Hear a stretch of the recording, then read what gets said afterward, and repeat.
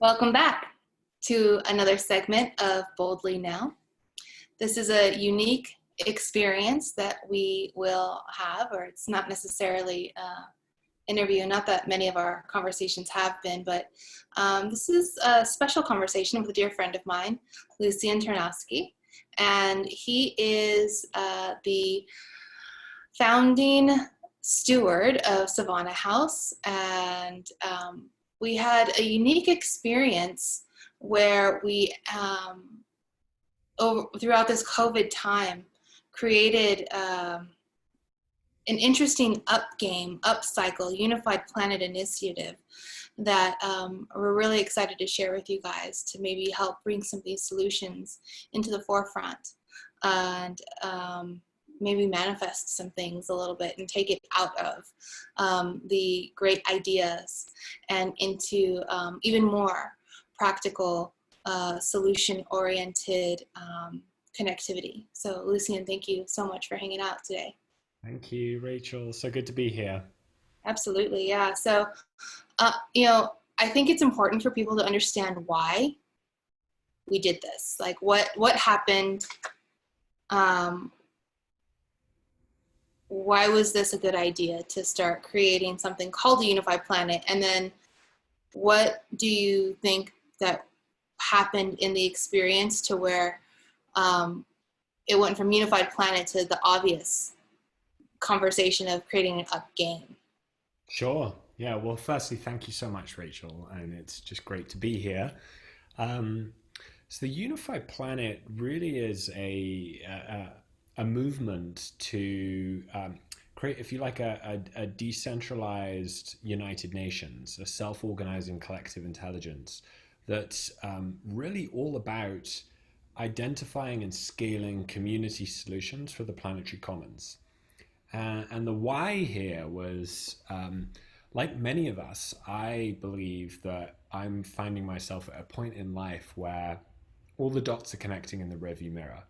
I've spent my whole life working around empowering communities. My father started a foundation in the 60s that helped create the world's largest community around disability.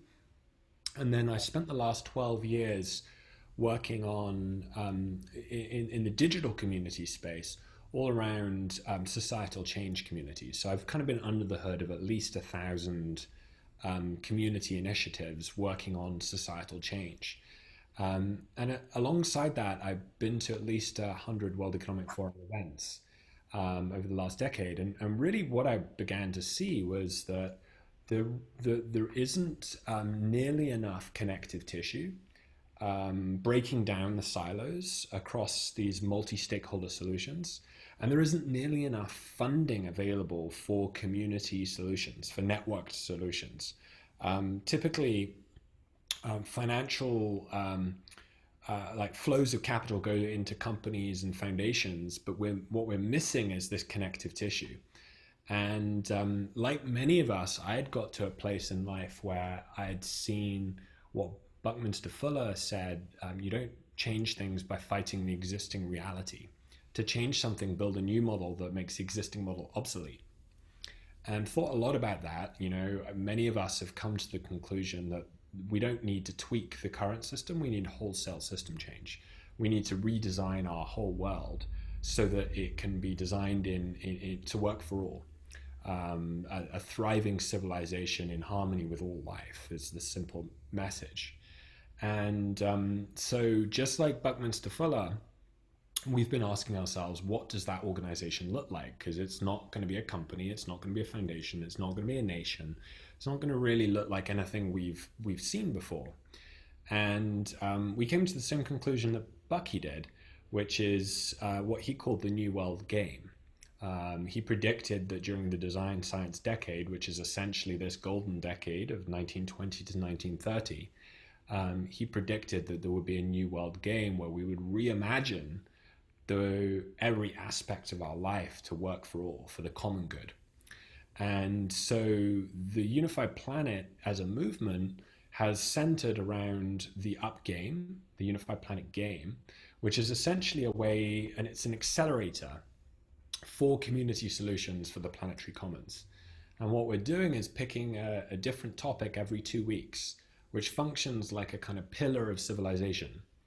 So we started with sound, and now we're on food, and then we're moving to community. And each time we bring together community leaders, subject matter experts, to apply their collective intelligence to come up with solutions, fundable community solutions that can then be scaled into the planetary commons. And so we're at the beginning of it, but it's got more momentum than anything I've seen before. It's got all of the kind of hallmarks of something that can be replicated. And so really it's like an experiment engine for us to go and say, we need to do wholesale systems change. Why don't we experiment on macro level concepts in the micro through this game environment? And we're just so delighted. It's such an honor each week to spend our time with such incredible people that are showing up and recognizing this shared mission that it's going to take us all, and we need to reimagine every system. Absolutely, yeah. One of the things that I'm learning about this up game is that we can set an intention for sound, for food, for community, but as with any true sovereign project, it is shaped by the people who show up. Mm-hmm. And I think that's really a special note to make here, that, and also hopefully maybe like an inspiration point for people out there that want to do something, right? They want to make a difference. They want to gather people and have discussions around things, and that's great and that's awesome and wonderful. And it's also really important for people who have an interest in convening people in conversation to let the conversation work the room instead of the other way around. Mm-hmm. It's very, very important. And also, you know, when we've started this process, in these conversations that we've been having throughout the weekend, we've noted that a return to nature, to return to the earth, right? This is called One Earth Live.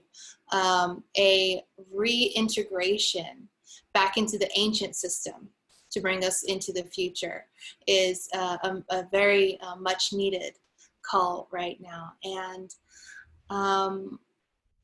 you know, it's really interesting to see how when you begin to have an identity with the biology around life and the things that you create, the more opportunities are for life to emerge in its full expression.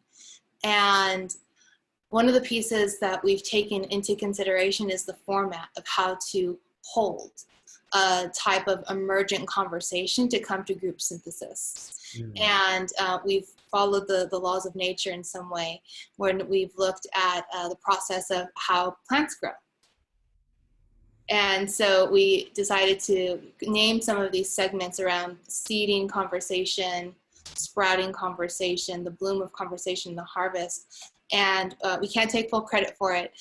Future Frontiers and Seth over there had a really great system there that worked really well. And it's been really useful for us to have conversations in that context. And if it doesn't make sense to you right now in this conversation, it might make sense to you if you were to look at how an idea turns into something real. And that's really important, because there's just been so many ideas that we've been sharing over the weekend together that it's really important to find a way to make some of these ideas real.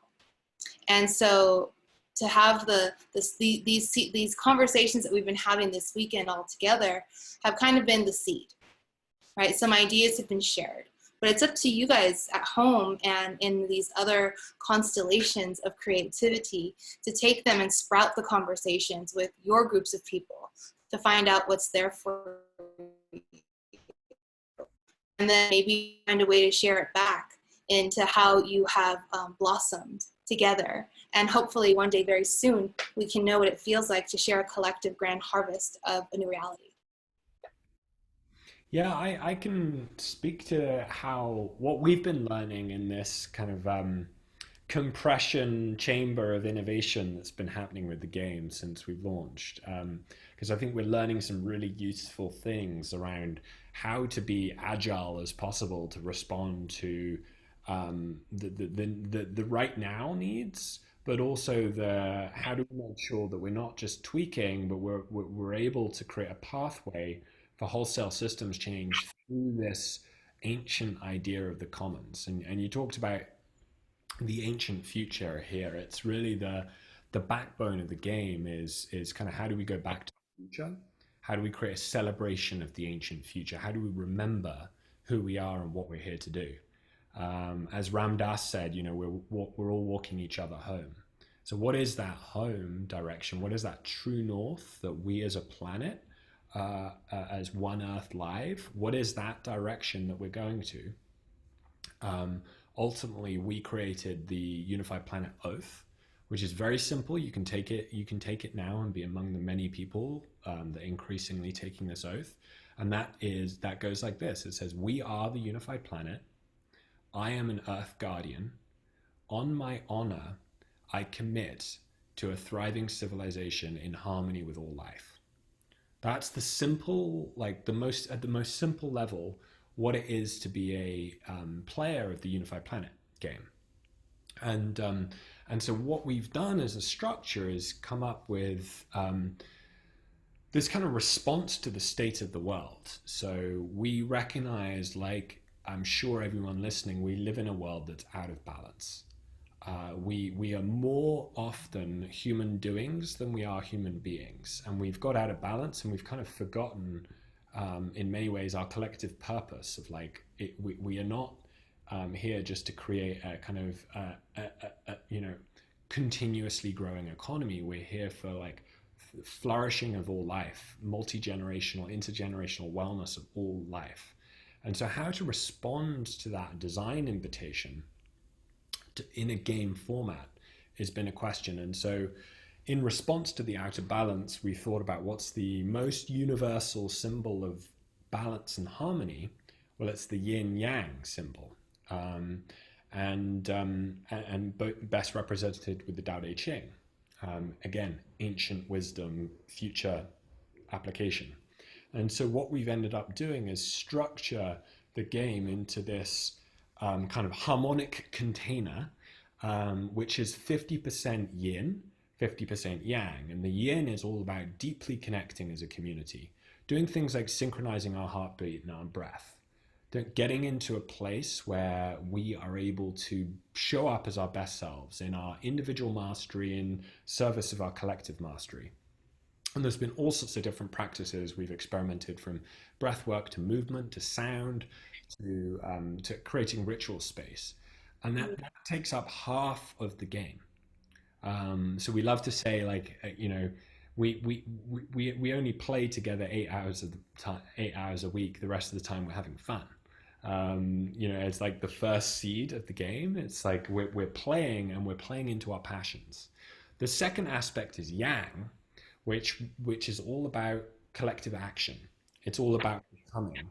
And this is where we combine our collective intelligence. We synthesize in the first week, which is seed, we synthesize the collective intelligence of everybody that's participating in the game that week into 8 solutions. These are called uploads.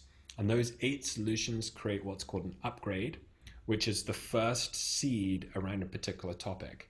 And then that then goes in, we have a week off, and that then goes into Sprout, where we take those 8 ideas and we group them into a series of guilds.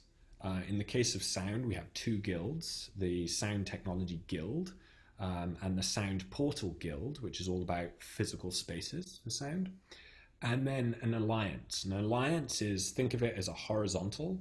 It's there to serve all the guilds. And so think of the guilds as verticals. They're like trains going in a particular direction. And the alliance is like a train station. It runs horizontally, and it's there to serve all of the individual guilds.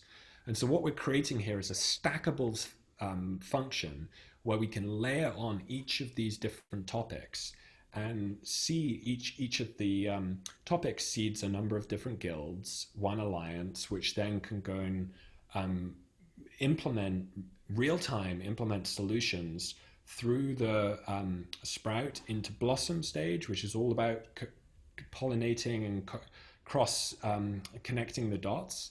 And then ultimately, the final stage of an 8-week journey is the harvest stage, which is where we specifically look at going in, bringing in funding to those projects.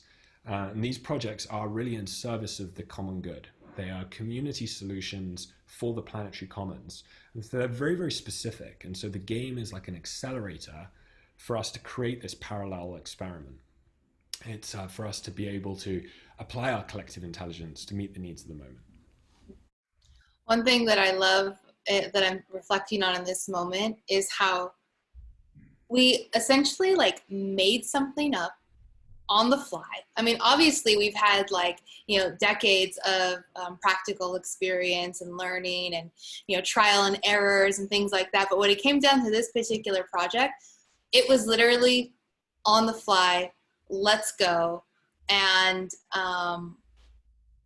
the way that everything kind of just fell into a synchronic order in the way that it did, I want to share that because we didn't know how it was going to be. And this started from like something that wasn't even related to this project in many ways, but you just kind of keep following the cascade and the conversation and the interest and your willingness to move forward and provide whatever you have in your basket as something that might potentially be useful to the conversation or the group or whatever, and then move at the speed of trust, right? Like we've been able to do this in a very unique way where, there aren't a lot of agreements in writing around many things, and there's a lot of plans and a lot of ideas, but there was more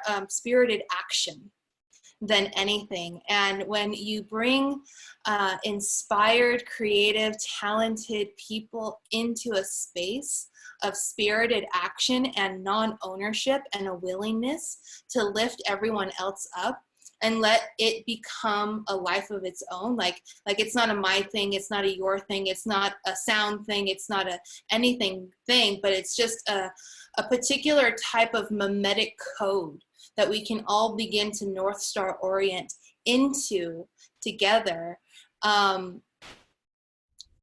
Hopefully knowing that we didn't know what we were doing, and knowing that even though we didn't know, there was a magnificent amount of trust. And the more we stepped out of the way, the more the way revealed itself. Exactly. I think that's the thing I'm in daily awe of, and I approach life generally from faith, trust, love, just recognizing that we are instruments. We're like hollow bones. We are vessels more than we are vehicles. And the way I relate to it is my personal role here is to show up and play the clearest, cleanest possible music that is being played through me, not from me. And so the way we relate to this like emergence that you speak of, Rachel, that's been just so beautiful to witness, is coming into this container of the game, recognizing that this is the sacred is at play here. We're not the only ones playing this game. This game is a fractal truth of reality itself. And so we've introduced this concept called FQ. So I'm sure everyone's familiar with IQ and EQ and the other forms of intelligence, but there's this new form of intelligence, or ancient form of intelligence, one might say, that is timeless. FQ stands for future intelligence, and the way we relate to this is it's a little bit like your own intuition or your heart's truth. And so when you meet someone, and you might say, I had a great vibe with them, we're on the same frequency, we deeply connected, those kind of things. The way I would invite you to relate to that is you're actually remembering that person from the future. So if you imagine that all energy creates a reaction, it creates a ripple effect. So imagine an action like dropping a stone into a lake. that creates a ripple from that moment that goes beyond that moment in space and time. And so one thing we're thinking about here is like, if we relate to our intuition in the same way as we relate to like when we have an intuition about a person, as like listening to the echoes from the future, that we're literally listening for a particular direction so that we're being used as like positive agents of change by the future itself, and that the future isn't something to be invented, it's something to be achieved. If we relate to it that way, that we can have like a lot of trust in the process of emergence, because the way I've been applying FQ is listening when we've had these subject matter experts and these community leaders synthesize their collective intelligence into the best solutions. Part of what I'm doing and what others are doing are they're listening for those solutions that they remember from the future. And so there's this amazing organic process of this collective intelligence being applied. Because frankly, the issues of our time right now are so wickedly complex, no individual human has the capacity to deal with them. And anybody that says they do, you shouldn't trust them. Like, we have gone beyond our individual capacity. It's way too complex. And so we need to think, just like nature does, how can we think of ourselves as an intelligent organism, where we're creating these trusted containers to apply our collective intelligence to be more than the sum of our parts, to recognize that when we go from me to we can actually do like have way more intelligence by being in that trusted container of action. And Yeah, yeah, that's definitely the culture of the game. definitely. Yeah. For those of you who've been tuning in for this time together, one of the concepts that that we've been driving pretty hard here at Boldly Now is an understanding of biospheric consciousness, communication, and collaboration, so that we can create a biospheric manifestation of reality from the ancient future. And that's a key principle here. And the level of resonance that that I think we've found in these spaces together have been really a special experience. And when I think about what's next for us to do, I think it's really important to like always go back into the beginning of the practice that we start with. And it's to understand that it's not about what's next for me to do, not what's next for us to do, but to tap into the voice, as you say, becoming that reed, that hollowed space, and but not to where it gets just kind of woven throughout the wind, kind of haphazardly, but it's very, very direct. Right? How Michael Beckwith says that there's a conscious naivete that he chooses to adopt. What happens in this process that I think that we're embarking on together, that I think many of us have touched into over the weekend, is that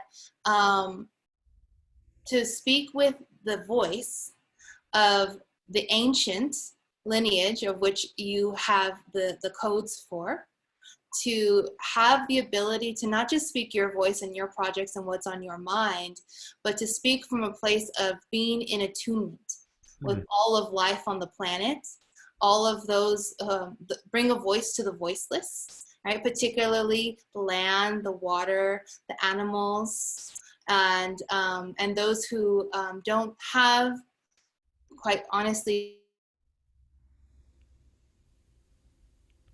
be in a situation where you can riff with your friends for 8 hours a week on this type of stuff, right? A lot of other people in the world have a very different experience right now. And so we're very aware of those pieces. And most importantly, the future in which we are orienting ourselves to manifesting together is a very important practical step to know how to bring all of that into a moment to where your voice can shine through clearly, and then ask, what's next?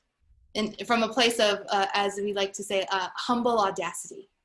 What's next here for us to envision together? What are the bold moves that we can take right now that no before, that nobody has dared to dream was even fathomable, yet little impossible to manifest. And how willing are we to show up with every ounce of love and life that's in our heart in order to produce the most beautiful and pristine quality of that creation into a manifest destiny so that our collective thriving can be realized. So beautifully put. I think this is really the response to the moment that many are feeling this call. The stats in I've been to Davos the last 12 years, and every year something I always look at is the Edelman Trust Barometer, because I believe we're actually in World War III right now, which is a world war on trust. And Mm-hmm. got total trust breakdown. And so that's one question is like, how do we create those containers of trust? And so we think of this as a way to as like a kind of redesign challenge, and there's many people working at many different levels of this. And so the intention of the game is it becomes a kind of cooperative methodology to bring those different projects in. As William Gibson said, the future is already invented, it's just not evenly distributed. And right now, the solutions to most problems actually already exist. We just have got a highly inefficient system for distributing capital, that actually isn't distributing capital based on our measure of our collective thriving. It's distributed capital based on getting the rich richer. It's a design problem. We shouldn't have 7 men own more than 50% of the world's population. It's a design problem. And so we've been designing aspects around that and doing things like in the game, 10% of all transactions go into the commons. So it's like reintroducing this ancient idea of the commons. In the game, the maximum you can earn from playing the game is at 100 times the minimum. So it's got this notion of unified planetary income built into it, where we're tying the interests of those like highest impact players with those that don't yet haven't yet got the training to have as much impact as their potential might enable. But what ends up happening is the game lifts all boats together. So there's some really fundamental structures in here, from currency to culture to ritual, things that we're thinking about that are, kind of like a little bit if the Masons, like Alcoholics Anonymous and Burning Man, had a baby, and combine that with like a real world game that has physical locations all over the world and like different structures. It's kind of almost like um, a rapid prototyping methodology. It's a new way of surfacing value for the commons. So I often like to call it like a commonwealth engine. This notion of the commonwealth and commons, that this is like a flywheel. And so the question for us is like, how do we experiment with this concept, but still hold with humble audacity, as Rachel said, still hold that our intention is to have 1 billion players of the game by 2030. Our intention is that this game is played for at least 7 generations. Our intention is that this game can be like a systemic methodology for how we reimagine our world and actually go do it, not just talk about it. And so the last thing I'll finish there is just something we call the humble audacity parable, because Rachel mentioned that. And that's that, imagine yourself to be a donkey, and you're a very special donkey. You lived 2,000 years ago and you're on a sacred mission walking into Jerusalem. The crowds are cheering, they're putting palms down in front of you, and you're like, I'm the greatest donkey ever to live. Look at me, I've got my donkey swagger, they love me, I'm going to be the most famous donkey ever. I'm going to fill the history books of the future. And, just like the donkey from Shrek, you're like, woo, you're building up your ego. And the moral of this story is don't be an ass. What the crowds are cheering is Christ riding on your back. And now what I'm talking about is that notion of Christ consciousness, like a particular energetic frequency that is accessible to us when we recognize our role as servants. Mm-hmm. And so the way I relate to humble audacity is I'm here as a servant of something that is coming through us at the time, almost like a noospheric pole position. That's a lot of jargon, super interesting stuff. But it's like, how do ideas, big ideas, come into form? And when we recognize that what has happened with COVID is all bets are off, like we've created this enormous scope for us to reimagine every aspect of society. Literally, Mother Earth has sent us to our bedrooms to go and think about what we've been doing. And by no means do we want to go back to business as usual. And so, if we are in a point in time, which we 100% are, where we need to do a civilizational hinge, we've reached a civilizational crescendo and we need to go in a different direction, we need to essentially do a pivot.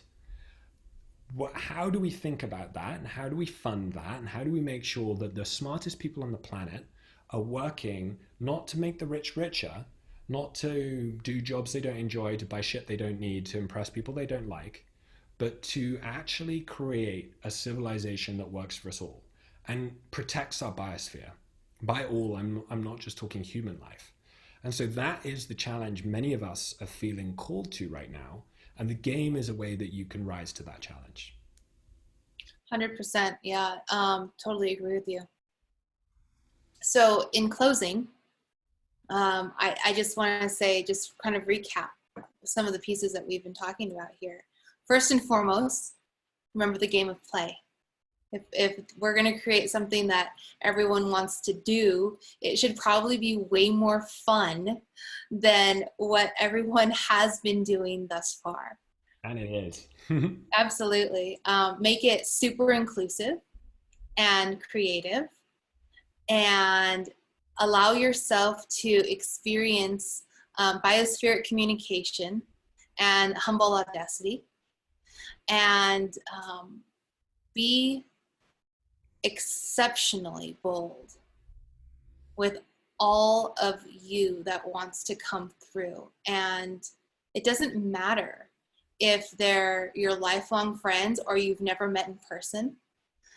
Now is the moment where we get to have the joy of connecting with what is most resonant with us, and get out of the way and let the universe play and see how it goes. And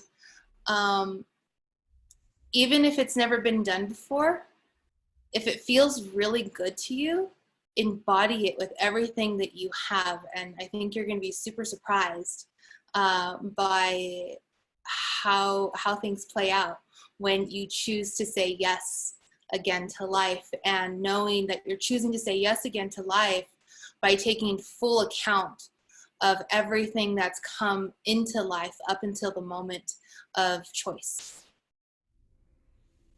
Aho. Mm-hmm. Lucian, this is always so much fun to hang out. And, before people tune out of this segment, what's the best way for people to connect into the Up Game or to some of the stuff that you have going on in your world? Thank you. Yeah. So Up Game is super easy. It's up.game. Up your game. So it's www.up.game.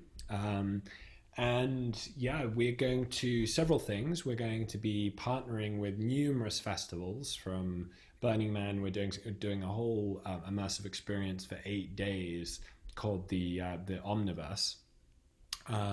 We're doing a festival around World Rainforest Day and World Climate Change Day in June, from June 20th to June 23rd. And these are all efforts to bring more players into the game. And meanwhile, every 2 weeks, we pick a new topic where we're bringing experts together. So you can follow along those topics online. If you have recommendations to people, you can get involved that way. And we're just going to continue this process as it evolves. And just the final word on play, this is the divine play. This is a observation that many of us have had, that what we love to do more than anything else is play. So how do we, and this is a question for all of us, how do we make creating the world we all dream of play, gameplay? Because that's likely to be most effective, because all the research shows that when you're in that space of play, your mind is maximally open to the spectrum of possibility. And when your mind is as open as possible, is where you can apply your best imagination, your best ideas, your best creativity. When you apply that in a collective container, magic happens. And so that's really what the game is about. And so we're going to keep experimenting. You know, it's kind of this incredible engine for us to experiment on macro civilizational design concepts in the micro with small groups of people that are participating in this game to create a new reality, a new experience for us in life. And we're going to have so much fun along the way. There'll be things like a new planetary language. There'll be things like this immersive game that people can play in cities all over the world. And there'll be things like the greatest party of all time that we will keep going to. So please do get involved. And then from our side, we are at Savannah House here in San Francisco, right on Alamo Square. And what we've been doing is what we call a prototype planetary embassy. We think that there should be a planetary embassy in every city in the world that serves the role of like, how do we bring stakeholders together to transform the world into something that works for all? And so what we've been doing in San Francisco before COVID is gathering together between 100 and 300 people every week to this place, this Savannah House. It gave birth to the Golden Gate Bridge, and it was chosen to be built here, this house, because it's the original well of the Ohlone people, those indigenous to the Bay Area. It's the oldest gathering place in the whole of the Bay Area. And so what we recognize, what we're doing here is creating scenius. The genius is in the scene. It's not coming from any one person. It's a curated group of people that are coming together to weave their Dharma into this collective moment of Dharma. And it's an incredible time to be alive, to contribute to that. So Absolutely. and very happy to be here today. Yeah, definitely. And, you know, as we all know, the most effective revolutions are the ones where everybody consciously evolves together to where, as you said, the old paradigm becomes an obsolete function.